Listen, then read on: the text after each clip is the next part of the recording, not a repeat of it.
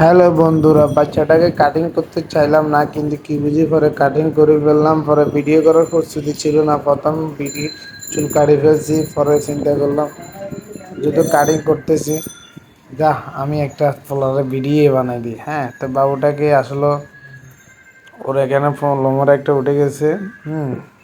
তো যাক, ঠিক আছে। তাকে এটার জন্য একটু অদ্ভুত লাগতেছে আসলে। ফোনাটোর এমন একটা জিনিস, অনেক কষ্টে। হ্যাঁ, তো বাবুটার চেহারা দেখছেন, একটা ফোঁড়া পরে পরিবর্তন করে ফেলেছে। মনে হয় যে এইটার ছেলেটা তোকে খারাপ না, কিউট আছে।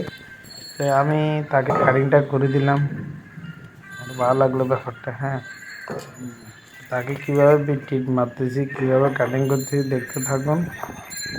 হ্যাঁ, পাশে থাকুন। আমি হাতে কলমে আপনাদেরকে দেখাবো কীভাবে আমি তাকে বিটকিট দিচ্ছি। ভাইরাল হয়ে যাবে। তো এই চুলে কাটিং টাটিং করে ফুল ভাঙ্গাই করে দিব ছেলেটাকে। সেরকম করে একটা কাটিং করে দিচ্ছি। হ্যাঁ, কাটিং করে দিচ্ছি। আমি কিভাবে করতেছি দেখতে থাকুন।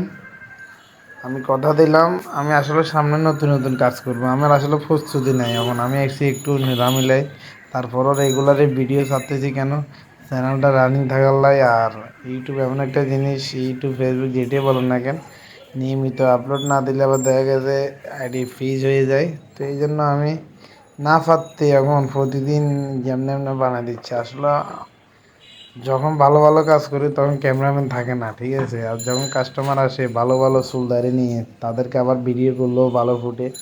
তো এই ধরনের কাস্টমার আসলে পাই যখন, তখন ক্যামেরাম্যান না থাকলে আসলে ভিডিও করা সম্ভব নয় না। এই যেমন আজকে অনেকগুলো সুন্দর সুন্দর কাজ করছি, তখন ক্যামেরাম্যান ছিল না। তো ক্যামেরাম্যান না থাকলে আপনি ভিডিও করবেন কীভাবে বলেন। যে মনে করেন আমি অনেক ধরনের কাজ জানার পরও কাজ দেখাইতে পারতেছি না, এমন একটা জায়গার ভিতরে আছি। আমার থেকে অত ভালো মেশিন নেই, ভালো কিছু নেই, কিন্তু আমি চেষ্টা করতেছি আপনাদেরকে নর্মালের ভিতরে থাকি ভালো কিছু। তো দেখ, বাবুটাকে একটা ভিডিও করে দিলাম, ভালো লাগলো। বাবুটা ফুল ফাঙ্কা, আমিও ফাঙ্কা। মায়ের কি বিট মারছি দেখছেন, এদের এক্সপ্রেশন দেখছেন। হ্যাঁ, তো যাক, বাবুটাকে ভিডিও করে দিলাম।